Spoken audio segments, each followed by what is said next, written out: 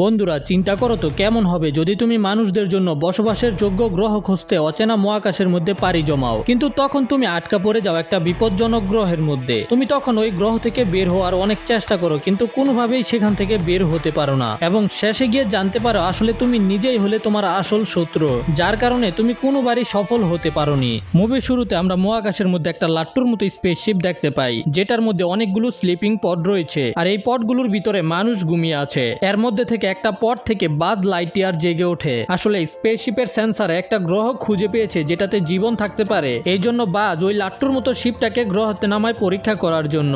বাজ বলে স্পেস রেঞ্জাররা প্রথমে সবকিছু চেক করবে, তারপর বাকিদেরকে জাগানো হবে। সেখানকার গাছপালা দেখতে খুবই আজব ছিল এবং সেখানকার মাটি থুলথুলে ছিল, আর বাতাস নিঃশ্বাস নেওয়ার যোগ্য কিনা এটা এখনো জানা যায়নি। তখনই পাশ থেকে আরেকজন বলে, তুমি কার সাথে কথা বলছো? বাজ অবাক হয়ে বলে, আরে কার সাথে না, আমি মিশন ব্লগ বানাচ্ছিলাম টিকটক এবং ইউটিউবে আপলোড করার জন্য। যদিও বাজের ভিডিওর মধ্যে একটা ভিউজও আসে না। বাজ বলে, কমান্ডার হথন, যদি আপনার এতে সমস্যা হয় তাহলে আমি লাট্টুতে গিয়ে অপেক্ষা করতে পারি। আমি এই শিপকে লাট্টু কইছি দেখে এখন বাজ ওইটাকে লাট্টু কইতাছে। তখন আমরা দেখতে পাই গাছের শিকড়ের মতো কিছু ওদের লাট্টুর পায়ের মধ্যে জড়িয়ে ধরেছে। এদিকে এরা লাট্টু থেকে অনেক দূরে এসে পড়েছে, যেখানে বাজ জানতে পারে কমান্ডার নিজের সাথে নতুন রেঞ্জারকে নিয়ে এসেছে, কিন্তু বাজ নতুন রেঞ্জারদেরকে একেবারে পছন্দ করে না, আর এই জন্য বাজ তার দিকে তাকাই না। তখন কমান্ডার বারবার জোর করার পরে বাজ তাকায়, কিন্তু এই নতুন রেঞ্জারের নাম অনেক কঠিন ছিল, এই জন্য বাজ তার নাম বলতেই পারে না। বাজ বলে, দেখ নোবরা, এই স্যুটের সম্মান করবি, কারণ এটা হলো একটা দায়িত্ব এবং কর্তব্য। আর অনেক মোটিভেশনাল কথা বলে, আর কমান্ডার পিছন থেকে ব্যাকগ্রাউন্ড মিউজিক দিচ্ছিল। বাজ রেগে যায়, কিন্তু তখনই ওই শিকড় নোবরাকে পেঁচিয়ে ধরে আর মাটির ভিতরে নিয়ে যায়। তার সাথে সাথে বাজ এবং কমান্ডারের উপরেও অ্যাটাক করে। বিপদ। তখনই সেখানে বড় বড় পোকা চলে আসে এদেরকে খাওয়ার জন্য। কমান্ডার বাজকে বলে লাড্ডুতে ফিরে যেতে। বাজ বলে, এখন তো আপনিও এটাকে লাড্ডু বলে ফেলেছেন, এই জন্য এটার নাম লাড্ডুই থাকবে। তাদের স্যুটের মধ্যে ইনভিজিবল মোড ছিল, মানে অদৃশ্য হয়ে সেখান থেকে পালাতে থাকে, কিন্তু এটা বেশিক্ষণ টিকে না। এই জন্য বাজ এবং কমান্ডার কিছু পোকার সাথে লড়াই করে তারপর শিপের মধ্যে ফিরে আসে, কিন্তু এখানে শিপের মধ্যে কিছু সমস্যা হয়ে গেছে। কমান্ডার সেটাকে ঠিক করতে শুরু করে, আর বাজ দেখতে পায় যে নোবরা এখনো বাহিরে রয়েছে। নোবরাকে শিকড়ও পেঁচিয়ে ফেলেছে, পোকারাও নিতে চাইছে, আর বাজ যখন তাকে বাঁচাতে যায় তখন শিকড়গুলো বাজকেও নিয়ে যাচ্ছিল মাটির ভিতরে। বাজ ভিতর থেকে নিজের হাত বের করে আর কমান্ডারকে তার ছুরি বাজের দিকে ছুঁড়ে মারতে বলে, যেটা দিয়ে শিকড়গুলো কেটে বাজ নোবরাকে বাঁচিয়ে নিয়ে আসে। আর এই মুহূর্তে ওদের লাট্টু মাটির ভিতরে ঢুকে যাচ্ছিল। বাজ কোনো মতে জীবনের ঝুঁকি নিয়ে নোবরাকে নিয়ে লাট্টুর ভিতরে চলে আসে। তখন কমান্ডার ইঞ্জিন রুমে যায় আর বাজ যায় পাইলটের রুমে। বাজ নোবরাকে সেখানেই থাকতে বলে। পাইলটের রুমে আসার পরে দেখতে পাই যে বাজ অটো পাইলটকে একেবারেই পছন্দ করে না। বাজ লাট্টুকে উড়াতে শুরু করে, কিন্তু এটা বাঁকা হয়ে উঠছিল। অটো পাইলট বলে, এইভাবে গেলে পাহাড়ের সাথে ধাক্কা খাবেন, এখনই থেমে যান, কিন্তু বাজ তো সেদিকেই যাচ্ছিল। নোবরা বলে, ক্যাপ্টেন আমি কি সাহায্য করব? কিন্তু বাজ নিষেধ করে দেয়। নোবরা বলে, আপনি কি শিওর? তখন বাজ বলে, আমি হলাম বাজ লাইটইয়ার, সবসময় শিওর থাকি। কিন্তু লাট্টু পাহাড়ের সাথে ধাক্কা খেয়ে সেখানেই ক্র্যাশ ল্যান্ডিং করে। তারপরের সিনে কমান্ডার বলে, সবকিছু শেষ হয়ে গেছে বাজ, আমাদের হাইপার স্পিড ক্রিস্টাল ভেঙে গেছে। তার মানে হলো তারা সবাই এই গ্রহতে আটকা পড়ে গেছে আর কি, আর এটা বাজের ভুলের কারণে হয়েছে। এই জন্য বাজ নিজেকে নিজেই কোর্ট মার্শাল করে দেয়, মানে নিজেকে নিজে চাকরি থেকে বরখাস্ত করে গ্রেফতার করতে বলে। তখন কমান্ডার বাজকে বলে, আমাদের মিশন পূরণ করতে হবে আগে, দরকার হলে আমরা একটা নতুন ক্রিস্টাল বানাবো এই গ্রহের জিনিসগুলোকে ব্যবহার করে। বাজের মতে পারফেক্ট হাইপার স্পিড ক্রিস্টাল বানানো অনেক কঠিন, যেটার টেস্টিং এর মধ্যে অনেক বিপদ হতে পারে। এমন ভয়ানক কাজ কে করবে? ও মানে বাজ বুঝে গেছে এই বিপজ্জনক টেস্টিং এর কাজ ওরই করতে হবে, এই জন্য তারা এই গ্রহের মধ্যে বেস বানাতে শুরু করে। তো 1 বছরে তারা এখানে একেবারে সেটেল হয়ে যায়। তারপর ওই দিন চলে আসে, মানে আজকে হাইপার স্পিড ক্রিস্টালের টেস্টিং হবে। বাজ যখন এটার জন্য যাচ্ছিল তখন হঠাৎ করে বাজকে শিকড় পেঁচিয়ে নিয়ে যেতে শুরু করে। তবে তারা এখন এগুলোর সাথে একেবারে অভ্যস্ত হয়ে গেছে, মানে সবসময় প্রিপারেশন নিয়ে রাখে শিকড় হামলা করলে কিভাবে বাঁচতে হবে। তারপর বাজ নিজের রকেটের কাছে আসে, যেখানে বাজকে একটা নতুন অটো পাইলট দেওয়া হয়। তারপর একটা রোবট বাজকে হাইপার স্পিড ক্রিস্টাল দেয়, 87% চান্স আছে এটা কাজ করবে। বাজ বলে যে এটাই আমার জন্য যথেষ্ট। তারপর বাজ ক্রিস্টালকে জেটের মধ্যে ইনস্টল করে। কমান্ডার বাজকে বলে, বাজের এই টেস্টিং ফ্লাইট মাত্র 4 মিনিটের হবে, আর সবকিছু চেক করার পরে বাজের রকেট লঞ্চ করা হয়। বাজ উপরে আসার পরে অটো পাইলটকে মিশন বুঝাতে বলে, তবে বাজের অটো পাইলট কাজ করছিল না, এই জন্য বাজ সেটাকে ফু দিয়ে পরিষ্কার করে তারপরে আবার লাগায়। তখন অটো পাইলট বলে, আপনাকে দ্রুত উড়ে গিয়ে সূর্যকে প্রদক্ষিণ করে আবারও গ্রহের মধ্যে ফিরে আসতে হবে। প্ল্যান অনুযায়ী পরেই বাজ হাইপার স্পিডের লঞ্চ শুরু করে দেয়। বাজের রকেট প্রথমেই 50% হাইপার স্পিড ছুঁয়ে ফেলে। এই জন্য বাজ ধীরে ধীরে গতি বাড়াতে থাকে। 70% পর্যন্ত সবকিছু ঠিক ছিল, তবে 80%-এ যাওয়ার পরেই বাজের রকেটের ইঞ্জিন নষ্ট হয়ে যায়, যে কারণে বাজের রকেট গ্রহের দিক থেকে অন্যদিকে যেতে শুরু করে। অটোপাইলটের মতে যদি বাজের রকেট ওই দিকে যেতে থাকে তাহলে বাজ মহাকাশে হারিয়ে যাবে। তখন বাজ ক্যালকুলেশন করতে থাকে কিভাবে রকেটকে সঠিক দিকে ঘুরানো যাবে, আর এটা করার জন্য বাজের একটা শক্তিশালী ধাক্কার দরকার। এই জন্য বাজ হাইপার স্পিড ক্রিস্টালকে শিপ থেকে একটু দূরে ব্লাস্ট করায়, যেটার প্রেসারে রকেট আবারও সঠিক রাস্তায় ফিরে আসে। যদিও বাজের মিশন ফেল হয়ে গেছে, তারপরেও বাজ সুরক্ষিত ল্যান্ডিং করতে পেরেছে। বাজ যখন রকেট থেকে বের হয় তখনই আবারও শিকড় বাজকে টেনে নিয়ে যেতে শুরু করে। তখন ডিএস নামের একটা লোক শিকড় কেটে দিয়ে বাজকে থামায়, তবে বাজ ডিএস কে দেখে অবাক হয়ে যায়, কারণ ডিএস এর দাড়ি উঠে গেছে। ডিএস মন খারাপ করে বলে, ক্যাপ্টেন, প্রথমে ওয়েলকাম ব্যাক, আর দ্বিতীয় হলো আপনি 4 বছর 2 মাস 3 দিন পরে ফিরে এসেছেন। বাজ এটা শুনে অবাক হয়ে যায়। আসলে বাজের সাথে যেটা হয়েছে সেটাকে বলা হয় টাইম ডাইলেশন। তো রেডি হয়ে যাও, একটু বিজ্ঞানের ক্লাস দেই। আসলে বাজ যখন হাইপার স্পিডে যাওয়ার চেষ্টা করছিল তখন বাজের টাইম দ্রুত চলতে শুরু করে, মানে বাজের টাইম অনেক দ্রুত পার হতে থাকে, কিন্তু বাকিদের টাইম একেবারে নর্মাল ছিল। এই কারণে বাজ শুধু কয়েক মিনিট পার করে, কিন্তু এখানে কয়েক বছর পার হয়ে যায়। তার মানে হলো বাজের স্পিড যত বেড়েছে বাজ তত ভবিষ্যতে চলে গেছে। এগুলো শোনার পরে বাজ কমান্ডারকে জিজ্ঞাসা করে, তো এখন আমরা কি করব? কমান্ডার বলে, আমি জানি না, তবে অন্য কোনো সঠিক রাস্তা না পাওয়া পর্যন্ত আমাদের এই টেস্ট থামিয়ে দেওয়া দরকার। কিন্তু বাজ এখনো মিশনকে কমপ্লিট করতে চায়, যদিও বাজ আবারও সময়ের সামনে চলে যাবে। বাজ এটা করতে চায় কারণ বাজ মনে করে তার ভুলের কারণেই সবাই ভয়ানক গ্রহের মধ্যে আটকা পড়ে গেছে। কমান্ডার বাজকে কোয়ার্টারে নিয়ে আসে, আর এখানে বাজ জানতে পারে কমান্ডারের এঙ্গেজমেন্ট হয়ে গেছে। বাজ বলে যে তোমাদের এখনই দেখা হয়েছে, তারপরেই তোমরা এঙ্গেজমেন্ট করে ফেলেছো? তবে কমান্ডার বলে, বাজ আমার তার সাথে দেখা হয়েছে 3 বছর হয়ে গেছে। তখন বাজের মনে পড়ে সে তো 4 বছর মিস করে ফেলেছে, তাই না? বাজ নিজের কেবিনের ভিতরে ঢুকে আর দেখতে পায় যে কমান্ডার তার জন্য একটা গিফট দিয়েছে, যেটার ভিতরে একটা রোবোটিক বিড়াল ছিল। বিড়ালটা হঠাৎ করে কথা বলতে শুরু করে, এতে বাজ ভয় পেয়ে যায়। আমি হলাম সাকস, তোমার পার্সোনাল রোবট বন্ধু। রোবট অনেক চেষ্টা করে বাজের সাথে বন্ধুত্ব করার, তবে বাজের অটোপাইলটের মতোই এআই একদম পছন্দ না। বাজ খাওয়া দাওয়া করে ঘুমিয়ে পড়ে, কিন্তু একটা দুঃস্বপ্ন দেখে জেগে ওঠে। সাকস বলে, দেখে মনে হচ্ছে তুমি একটা দুঃস্বপ্ন দেখেছো, এটা সম্পর্কে কথা বলতে চাও বাজ? তবে বাজ সাকসকে কিছুই বলতে চায় না। সাকস বলে, দেখো বাজ, আমার কাজ হলো তোমাকে সাহায্য করা, আর আমি সেটাকে অসম্পূর্ণ রাখবো না। বাজ বলে, আমিও তোমাকে একটা কথা বলতে চাই, আমি নিজেও আমার মিশনকে অসম্পূর্ণ রাখবো না। বাজ এটা বলে রেডি হতে শুরু করে, আর সাকস জিজ্ঞাসা করে, তাহলে আমি কি করব? বাজ সাকসকে বলে, তাহলে তুমি এই রোবটটার সাথে খেলাধুলা করো। তবে সাকস বলে, তুমি আমাকে তুফানি কিছু করার সুযোগ দিবে না? এটা শুনে বাজ সাকসকে চুপ করানোর জন্য হাইপার স্পিড ক্রিস্টালের উপরে কাজ করতে বলে। সাকস বাজকে জিজ্ঞাসা করে, তুমি কখন ফিরে আসবে? বাজ বলে, প্রায় 4 বছর পরে। তারপরে আমরা দেখতে পাই বাজ আবারও হাইপার স্পিড ক্রিস্টাল নিয়ে যাচ্ছিল।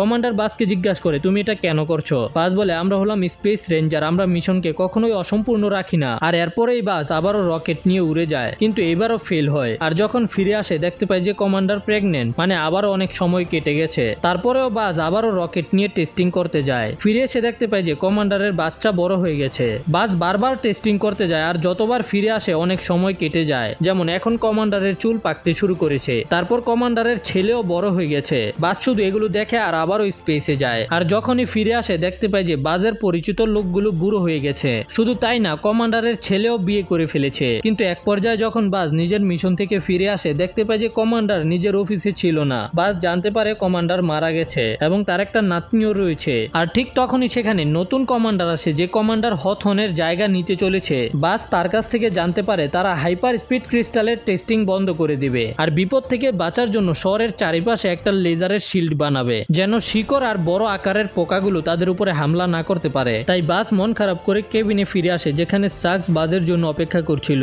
আর এখানে সাকস বাজকে একটা সুখবর দেয় যে সাকস হাইপার স্পিড ক্রিস্টালের সমস্যাকে সমাধান করে ফেলেছে। সাকস বলে, আমি এটার ফর্মুলার সাথে খুঁটিনাটি করেছি আর এটা নিজে নিজে সমাধান হয়ে গেছে। বাজ জিজ্ঞাসা করে, তুমি এগুলো কখন করলে? আর তখন বাজ জানতে পারে সাকসের এটা করতে সময় লেগেছে 62 বছর 7 মাস এবং 5 দিন। বাজ সাকসকে জিজ্ঞাসা করে, এটা কি কাজ করবে? সাকসের মতে এটা বাজের পরের টেস্টিং এর সময় জানা যাবে। কিন্তু ঠিক তখনই বাজের দরজার বাইরে দুজন গার্ড আসে। তারা বলে যে বাজের মিশন তো আর হবে না, এই জন্য বাজকে সাকসকে বন্ধ করে ফিরিয়ে দিতে হবে। কিন্তু বাজ এটা করতে চায় না। বাজ এদের দুজনকে একটু সময় দিতে বলে দরজা বন্ধ করে দেয়। তারপর বাজ করে কি জানালা ভেঙে সাকসকে নিয়ে পালিয়ে যায়। সাকস জিজ্ঞাসা করে, বাজ আমরা কোথায় যাচ্ছি? বাজ বলে, আমরা স্পেসে যাব। বাজ লুকিয়ে লুকিয়ে স্টার কমান্ডারের অফিসে চলে আসে, যেখানে বাজের স্যুট আর রকেট ছিল।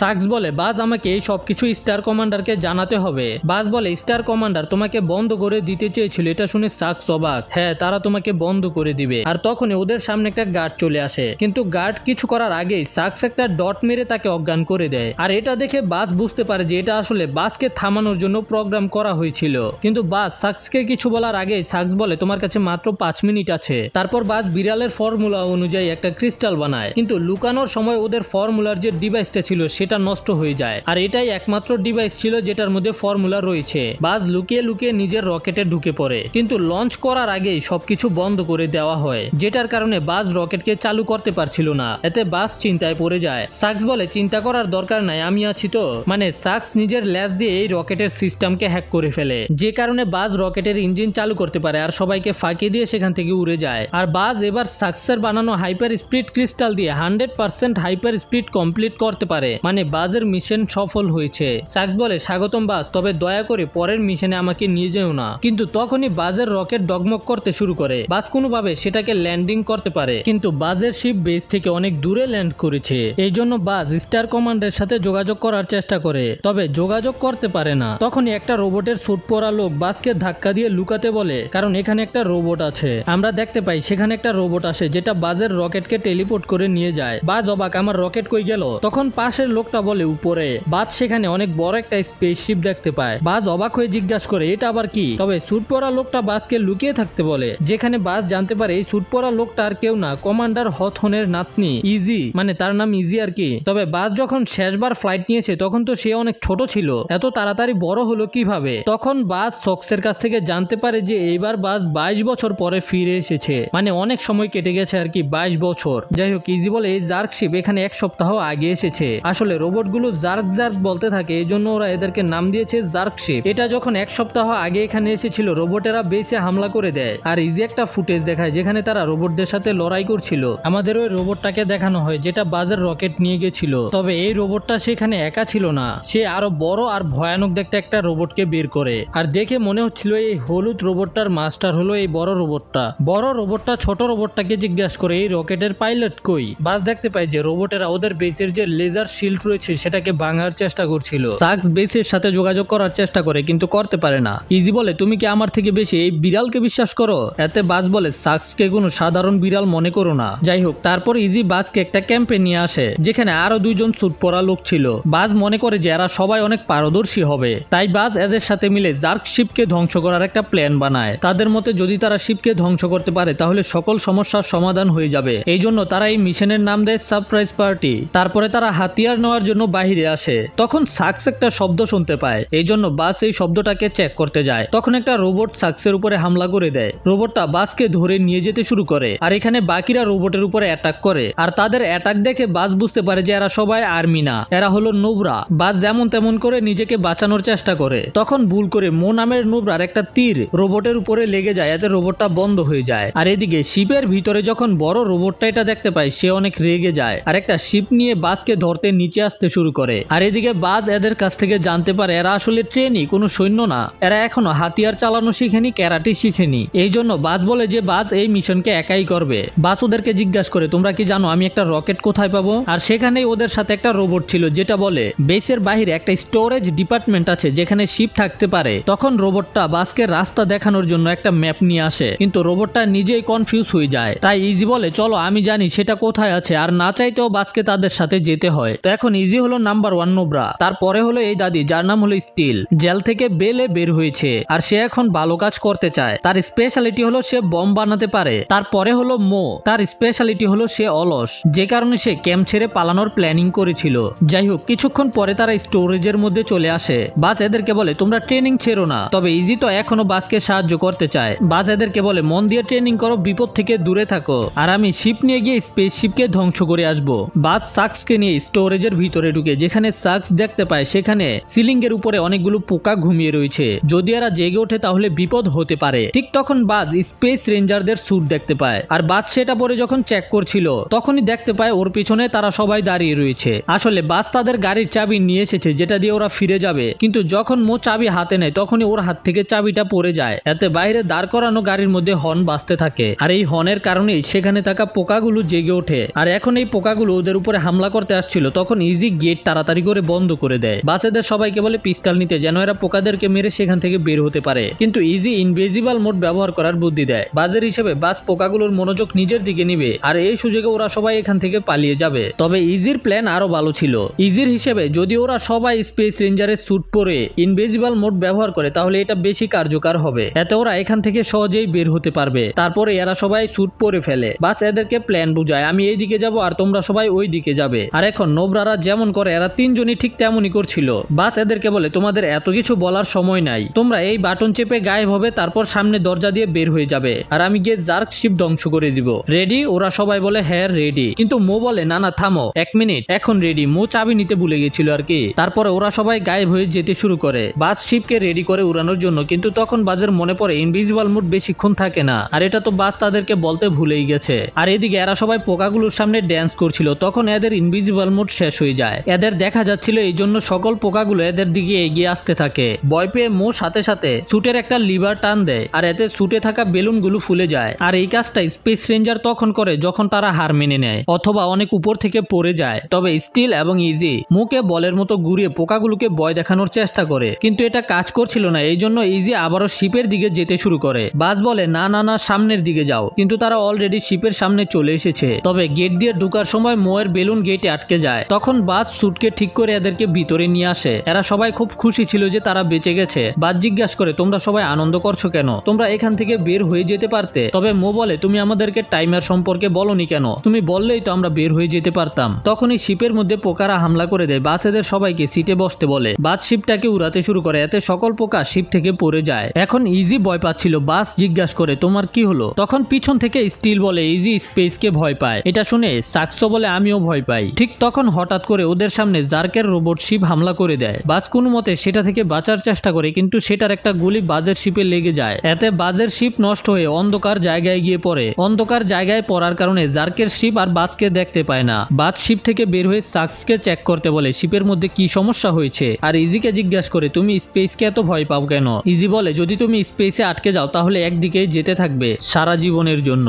বাস জানতে চায় তুমি না বলেছো তুমি জার্ক শিপকে ধ্বংস করতে আমাকে সাহায্য করবে? যদি স্পেসকে ভয় পাও তাহলে আমাকে সাহায্য করবে কিভাবে? ইজি বলে মাটি থেকে সাহায্য করব। যাই হোক, তখন বাস চিন্তায় পড়ে যায়। বাস বুঝতেই পারছিল না কি হবে। মিশনকে কমপ্লিট করতে তার কি করতে হবে। সাকস বাসকে বলে আমি পেয়ে গেছি শিপের কি সমস্যা হয়েছে। যদি তুমি এই শিপকে উড়াতে চাও তাহলে তোমার দরকার হবে একটা স্পেশালাইজড ক্যাপাসিটার। আর মো এটা সম্পর্কে জানে। ওরা যেখানে ল্যান্ড করেছে তার পাশে একটা মাইন রয়েছে যেখানে মেশিন পত্র দিয়ে খননের কাজ করা হয়। ইজি বলে তাহলে আমরা সেখানে একটা স্পেশালাইজড ক্যাপাসিটার পেতে পারি। এটা শোনার পরে বাস তাদেরকে নিয়ে ওই খনির দিকে যেতে শুরু করে। আমাদের ওই রোবটটাকে দেখানো হয় যাকে তারা কিছুক্ষণ আগেই নষ্ট করেছে। এখন সেটা আবার অন হয়ে বাজেদের যে গাড়িটা ছিল সেটাকে চেক করছে। এদিকে বাস ওই খনিতে চলে আসে যেখানকার একটা মেশিনের ভিতরে ক্যাপাসিটার পাওয়া যাবে। তবে তার দরজা লক ছিল, কিন্তু স্টিল নিজের কেরামতি দিয়ে দরজা খুলে ফেলে। এতে বাজ অনেক সারপ্রাইজ ছিল।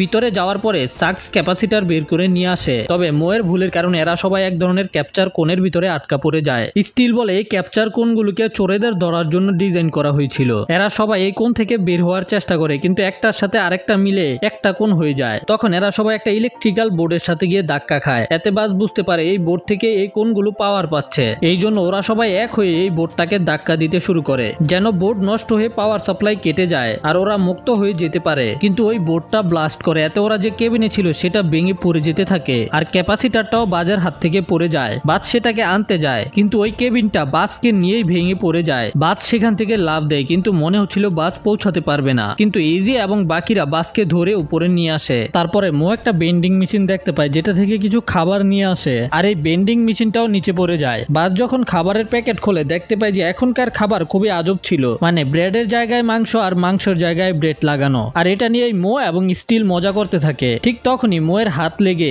সাকস উপর থেকে নিচে পড়ে যায়। এতে সবাই চিন্তিত হয়ে পড়ে সাকস নষ্ট হয়ে গেল নাকি। কিন্তু সাকস আবারও অনলাইন আসে আর বলে আমার শুধু একটা রিবুট নেওয়া দরকার। সাকস রিবুট হতে শুরু করে আর মো সবার কাছ থেকে ক্ষমা চায়। ইজি বলে ভুল তো সবারই হয় তাই না বাস? বাস বলে হ্যাঁ, কিন্তু তোমাকে সাবধান থাকা দরকার। কিন্তু তারপরেই বাস নিজের সম্পর্কে বলতে শুরু করে আমি নিজেও প্রথম অনেক ভুল করেছি। আমার মনে হয়েছিল আমি কখনোই স্পেস রেঞ্জার হতে পারবো না, কিন্তু ইজি তোমার দাদির আমার উপরে ভরসা ছিল, এই জন্য আমি একজন স্পেস রেঞ্জার হতে পেরেছি। তখনই সাকসের রিবুট শেষ হয়। সাকস বলে একটা পুরনো ফাইল পাওয়া গেছে যেটা আসলে কমান্ডার হথনের ভিডিও ছিল। এটা দেখার পরে বাজের মন খারাপ হয়ে যায়। তখন ইজি জিজ্ঞাসা করে কি হয়েছে বাজ। বাজ বলে তুমি শোনোনি সে কি বলেছে? তার বিশ্বাস ছিল আমি সবাইকে পৃথিবীতে ফিরিয়ে নিয়ে যেতে পারবো, আর এই বিশ্বাসেই তার জীবন শেষ হয়ে গেছে। ইজি বলে মানে কি জীবন শেষ হয়ে গেছে? আমার দাদি তার জীবনে যথেষ্ট সম্মান কামিয়েছে, সে এবং আমরা সবাই আমাদের জীবন এখানেই কাটিয়েছি, শুধু তুমি ছাড়া। বাজ সেখানে দাঁড়িয়ে চিন্তা করে, তারপর ফিরে এসে ওই আজব স্যান্ডউইচ খায়। আর যখন সাকস ফুল চার্জ হয়ে যায় তখন বাজ সাকসকে বলে লাইট জ্বালাতে যেন ওরা অন্ধকারে যেতে পারে। তবে সাকস জ্বালায় লেজার লাইট আর সেটার সাথে খেলতে শুরু করে। সাকসের খেলা শেষ হওয়ার পরে ওরা সবাই যাচ্ছিল, তখনই ওদের উপরে বড় রোবটটা হামলা করে দেয়। পালাতে গিয়ে মো এবং স্টিল মাটিতে পড়ে যায়। ইজি ওদেরকে বাঁচাতে যায়, তবে রোবটটা এদেরকে কিছুই না করে বাজের দিকে আসতে থাকে। এতে বাজ বুঝতে পারে এই রোবটটা বাজকে চায়, এই জন্য বাজ বাকিদেরকে শিপে ফিরে যেতে বলে। বাজ সেখান থেকে পালিয়ে যায় আর রোবটটা বাজকে ফলো করছিল, কিন্তু এক পর্যায়ে বাজের সামনের রাস্তা শেষ হয়ে যায়। এই রোবটটা বাজের দিকে বন্দুক তাক করে বলে বাজ আমার সাথে আসো। বাজ অবাক হয়ে যায়, কি তুমি আমার নাম জানো কিভাবে? তখন হঠাৎ করে পিছন থেকে এই রোবটের উপরে কেউ হামলা করে। বাজ দেখতে পায় এটা তো স্টিল ছিল।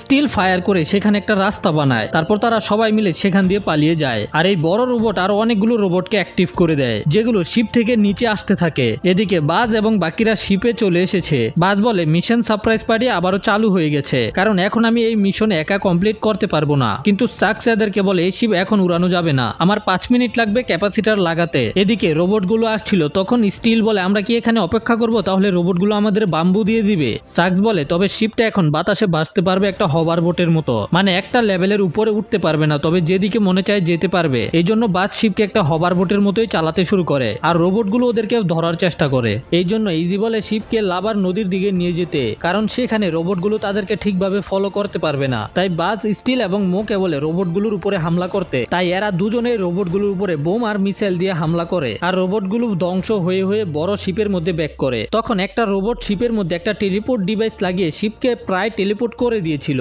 তবে তার আগেই বাজ সেটার উপরে ফায়ার করে সেটাকে ধ্বংস করে দেয়। সাকস যখন ক্যাপাসিটার ইনস্টল করে তখন শিপ রিবুট হতে শুরু করে, কিন্তু তার আগেই ইজি ইঞ্জিনের স্টার্ট বাটন চেপে দেয়, যে কারণে শিপ থেকে হাইপার স্পিড ক্রিস্টাল বের হয়ে আসে। বাজ তাড়াতাড়ি করে শিপ থেকে নেমে যায় ক্রিস্টাল নেওয়ার জন্য, তখনই একটা রোবট সেখানে চলে আসে। বাজ সেটার উপরে অ্যাটাক করে আর ইজিকে বলে ক্রিস্টাল নিতে, তবে তখন সেখানে ওই রোবটটা চলে আসে যেটার সাথে বাজ প্রথমে লড়াই করেছিল, আর এই রোবটটা বাজের ক্রিস্টাল নিয়ে টেলিপোর্ট হয়ে যায়। আর এটা দেখার পরেই বাজ মাটিতে বসে পড়ে। ইজি বুঝতে পারে যে এই সবকিছু হয়েছে ইজির ভুলের কারণেই। ইজি বাজকে সরি বলে আমি ভুল করে ফেলেছি। বাজ বলে আমাদের কাছে আর কোনো রাস্তা নেই, সবকিছু শেষ হয়ে গেছে। ঠিক তখনই ওই বড় রোবট বাজকে ধরে ফেলে আর বাজকে নিয়ে সেখান থেকে টেলিপোর্ট হয়ে যায়। রোবটটা বাজকে নিয়ে ওই বড় শিপের মধ্যে এসে পড়েছে। বাজ ফায়ারিং করে তার কাছ থেকে ছুটে গিয়ে তার সাথে লড়াই করার চেষ্টা করে, কিন্তু এই রোবট অনেক শক্তিশালী ছিল। বাজ জিজ্ঞাসা করে কে তুমি? তখন এই রোবটটার ককপিট খুলে যায় আর সেটা থেকে একটা বুড়ো লোক বের হয়ে আসে। সে বলে তোমাকে দেখে ভালো লাগছে বাজ। বাজ মনে করে এটা বাজের বাবা।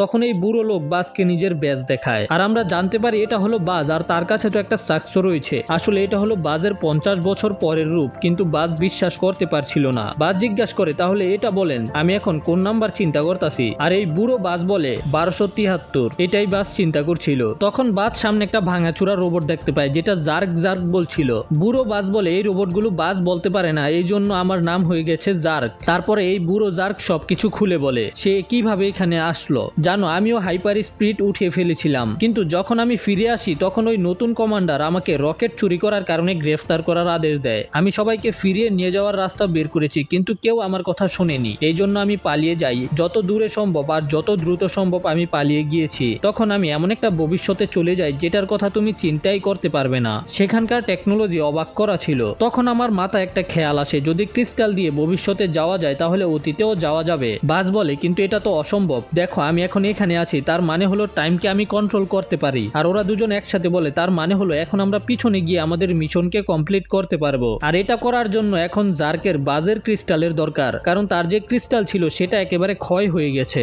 আর সেটার কারণ হলো সে অতিরিক্ত মাত্রায় টাইম ট্রাভেল করেছিল। আর এটা করার জন্য বাজ রাজি হয়ে যায়, কিন্তু তখন বাজের ইজির কথা মনে পড়ে। ইজি বলেছিল তার দাদি যথেষ্ট খুশি ছিল এবং সম্মান পেয়েছে, কিন্তু জার্ক তো আসলে ইজিকে চিনে না। আর এটা চিন্তা করার পরেই বাজ জার্ককে বলে আমাদের এটা আবারও চিন্তা করার দরকার, কিন্তু জার্ক এটাতে রাজি হয় না। জার্ক বাজকে বোঝানোর চেষ্টা করে, কিন্তু বাজ নিজের ক্রিস্টাল নিয়ে সেখান থেকে যেতে শুরু করে। তবে জার্ক রোবট দিয়ে বাজকে থামিয়ে দেয়। জার্ক বলে বাজ তুমি এখান থেকে যেতে পারবে না, তার মানে হলো এখন বাজকে নিজের সাথেই লড়াই করতে হবে। এদিকে স্টিল সাকসকে বলে এই শিপকে উড়া, আমরা এখন বাজকে বাঁচাতে যাব। সাকস বলে এটাকে তো ক্রিস্টাল ছাড়া উড়ানো যাবে না। এদিকে ইজি মন খারাপ করে বসে আছে। ঠিক তখনই ইজি শিপের মধ্যে একটা কিছু দেখতে পায় আর সবাইকে তাড়াতাড়ি করে শিপের ভিতরে আসতে বলে। মো বলে এখন আবার কে হলো, কে হামলা করলো? স্টিল জিজ্ঞাসা করে আমরা কোথায় যাচ্ছি? ইজি বলে আমরা স্পেসে যাচ্ছি। আসলে শিপের মধ্যে একটা টেলিপোর্ট ডিভাইস লাগানো ছিল, যেটা একটা রোবট লাগিয়েছিল, যেটার সাহায্যে ওরা টেলিপোর্ট করে শিপে যেতে পারবে। আর এদিকে শিপের মধ্যে জার্ক বাজের ক্রিস্টাল নিয়ে শিপের মধ্যে লাগিয়ে দেয়। বাজ বলে তুমি সবাইকে শেষ করে দিবে, তাদের পরিবারকে, তারা এখানেই বড় হয়েছে, এটাই হলো তাদের আসল বাড়ি। কিন্তু জার্ক বলে তুমি অনেক পাল্টে গেছো, এই জন্য আমার তোমাকেও শেষ করে দিতে হবে। কিন্তু তখনই জার্কের সাথে যে সাক ছিল সে জার্কের উপরে একটা অজ্ঞান করার ডাট মারে আর বাজের হাত খুলে দিয়ে বলে তোমার কাছে 5 মিনিট সময় আছে। তো বাজ নিজের ক্রিস্টাল নিয়ে সেখান থেকে যেতে শুরু করে। এদিকে ওরা সবাই শিপে আসার পরে বর্তমানে যে সাক্স রয়েছে বাজকে খোঁজার চেষ্টা করে, কিন্তু দুইটা বাজের সিগন্যাল পায়। এই জন্য সাক্স ওদেরকে বলে যে আমাকে ফলো করো। এদিকে বাজ শিপের মধ্যে থাকা অটো পাইলটকে বলে 2 মিনিটের মধ্যে শিপকে ধ্বংস করে দিতে, মানে সেলফ ডিস্ট্রাকশন অন করে দিতে বলেছে। সাক্স জিজ্ঞাসা করে তো বাজ তোমার এটার মধ্যে থেকে কিছু চাই না? বাজ বলে তুমি আমার সাথে থাকলেই হবে। কিন্তু তখনই জার্ক নিজের পায়ের নিচে চাপা দিয়ে এই সাক্সকে ভেঙে ফেলে আর বাজের উপরে অ্যাটাক করে দেয়। জার্ক বলে তুমি ক্রিস্টালকে কোথায় লুকিয়েছো বাজ? ইজি এবং সাক্স দূর থেকে বাজকে দেখতে পায়, কিন্তু তারা শিপের ওপারে ছিল। এদিকে স্টিল এবং মো একটা বোমা বানিয়ে নিচে রেখে দেয়, রোবটরা এটার উপরে পাড়া দিবে আর এটা ব্লাস্ট করবে। আর বাজ এবং জার্ক তো লড়াই করছিল, যে লড়াইয়ের কারণে আর্টিফিশিয়াল গ্র্যাভিটি বন্ধ হয়ে যায়। এতে বাজের লুকিয়ে রাখা ক্রিস্টাল উপরে ভেসে আসে, যেটা পাওয়ার জন্য বাজ এবং জার্কের মধ্যে লড়াই শুরু হয়ে যায়। বাজের অনেক কষ্ট হচ্ছিল জার্কের সাথে লড়াই করতে, কারণ জার্ক অনেক শক্তিশালী। এই জন্য বাজ ইজির কাছে সাহায্য চায়, কিন্তু সেখানে যাওয়ার কোনো রাস্তা ছিল না। এই জন্য সাক্স ইজিকে স্পেস দিয়ে যেতে বলে। তবে ইজি তো সব থেকে বেশি ভয় পায় স্পেসকেই। সাক্স বলে উপরেও তাকিও না, নিচেও তাকিও না, এতে তুমি ভয় পেয়ে যাবে। আর এটা শোনার পরে ইজি আসলে আরো বেশি ভয় পেয়ে যায়। তারপরেও ইজি সাহস করে বিপরীত পাশে যাওয়ার জন্য লাফ দেয়, কিন্তু বাজ এবং জার্কের লড়াই করার সময় শিপটা একটু বাঁকা হয়ে যায়। এতে ইজি এবং বাজ শিপের দিক থেকে সরে যাচ্ছিল, কিন্তু একটুর জন্য বেঁচে যায়। কিন্তু তখন আবার সাক্স উড়ে যাচ্ছিল। তবে ইজি অনেক কষ্ট করে সাক্সকেও ধরে ফেলতে পারে। ওরা দুজনে এয়ারলক দিয়ে ভিতরে আসে, কিন্তু এখন দরজা বন্ধ ছিল। তখন সাক্স নিজের মুখ থেকে আগুন বের করে ওই দরজা কাটার জন্য। তারপরে ইজি বাজকে একটা গান দেয় যেন বাজ লড়াই করতে পারে। বাজ প্রথমে জার্কের উপরে একটা ফায়ার করে, তারপর শিপের যে কন্ট্রোল রয়েছে সেটাতেও একটা ফায়ার করে, যেন জার্ক শিপের কাউন্টডাউন থামাতে না পারে। আর তারপরে টেলিপোর্ট হয়ে ওদের ছোট শিপের কাছে চলে আসে, কিন্তু ক্রিস্টাল শিপের ভিতরে লাগানোর আগেই জার্ক হামলা করে দেয়। এতে বাজ এবং বাজের শিপ বড় শিপ থেকে বাহিরে চলে আসে। তারপরে ওই বড় শিপটা ব্লাস্ট হয়ে যায়। তখন বাজ নিজের রকেটটাকে দেখতে পায়। বাজ এটার ভিতরে ক্রিস্টাল লাগায়, তারপরে উড়াতে শুরু করে। কিন্তু এই শিপের মধ্যেই জার্ক রয়েছে, সে বাজের শিপ থেকে ক্রিস্টাল খুলে ফেলে আর বাজকে বলে বাজ সবকিছু শেষ, এখন আমি তোমাকেও শেষ করে দিব। কিন্তু তার আগেই বাজ নিজেকে ইমার্জেন্সি ইনজেক্ট করে ফেলে। এতে বাজের স্যুটের পিছনে একটা ইমার্জেন্সি জেট লেগে যায়, মানে এখন বাজ উড়তে পারবে। যখন জার্ক বাজের উপরে অ্যাটাক করবে তখন বাজ জার্কের হাতে থাকা ক্রিস্টালের উপরে ফায়ারিং করে, এতে ক্রিস্টালটা ব্লাস্ট হয়ে যায়। তারপরে বাজ থামে না, বাজ সাথে সাথে ইজি এবং বাকিরা যে শিপের ভিতরে রয়েছে সেটাকে থামানোর চেষ্টা করতে থাকে, কারণ এটা ক্রাশ করতে চলেছে। বাজ বলে আমি এটা করতে পারবো না। তবে ইজি বাজকে বলে শিপকে সোজা করতে, আর সাক্সকে বলে ইমার্জেন্সি ব্যাটারি থেকে শিপকে পাওয়ার দিতে। তো এরা শিপের স্পিড কমানোর চেষ্টা করে, যেটার জন্য এদের দরকার হবে শিপের এয়ার ব্রেক খোলার, কিন্তু সেটার লিভারের যে ডাকনা ছিল সেটা আটকে গেছে। তখন মো স্টিলকে বলে যে আমার প্যান কখন কাজে আসবে। এটার সাহায্যে স্টিল ডাকনা খুলে ফেলে আর লিভারকে টান দিতে পারে, এতে ওদের শিপ মাটিতে আশ্রে পড়া থেকে বেঁচে যায়। বাস তাড়াতাড়ি করে শিপের দরজা খুলে দেখার জন্য সবাই ঠিক আছে কিনা। তখন ওরা সাইরেনের শব্দ শুনতে পায়, এতে স্টিল মনে করে পুলিশ আসছে, পালাও। বাস বলে আরে এটা রেস্কিউ টিমের শব্দ। ইজি জিজ্ঞাসা করে তোমার ক্রিস্টাল কই বাজ? বাজ বলে ওটা হারিয়ে গেছে। কিন্তু তখনই সেখানে একটা রোবট চলে আসে তাদের উপরে হামলা করতে। তবে হামলা করার আগেই কমান্ডার সেটাকে নষ্ট করে দেয়। স্টার কমান্ডের সৈন্যরা এদের সবাইকে গ্রেফতার করে ফেলে। তারপরে সিনে আমরা দেখতে পাই কমান্ডার বাসকে বলছে তুমি স্টার কমান্ডের রকেট নিয়ে পালিয়েছো, একটা শিপ চুরি করেছো, এগুলোর কারণে তোমাকে জেলে বন্দি করে দেওয়ার দরকার। কিন্তু আমি চিন্তা করেছি এখন তোমার আমাদের জন্য তৈরি করতে হবে একটা নতুন স্পেস রেঞ্জার টিম। তুমি এখান থেকে যে কোনো সৈন্যকে নিয়ে নিজের মতো ট্রেনিং করাতে পারো। বাস বলে আপনার অফার অনেক ভালো, কিন্তু আমার মনে হয় আমি এটা করতে পারবো না। এটা শুনে কমান্ডার আর বাকি সবাই অবাক। বাস বলে কারণ আমার টিম অলরেডি পেয়ে গেছি, মানে ওই 3 নোবরা আর কি। তারপরে সিনে আমরা দেখতে পাই এরা 4 জন এবং সাক্সকে নতুন স্যুট দেওয়া হয়েছে, যেটার মধ্যে রকেট ছিল, তার সাথে সাথে গানও ছিল। আর আমরা এদের সবাইকে একটা নতুন মিশনে যেতে দেখতে পাই। এর সাথেই লাইটিয়ার মুভি শেষ হয়ে যায়। তো এমন অ্যানিমেশন মুভি এবং সিরিজের ভিডিও পেতে ভিডিওতে লাইক করে চ্যানেলকে সাবস্ক্রাইব করো। দেখা হবে পরের ভিডিওতে, সেই পর্যন্ত টাটা বাই বাই।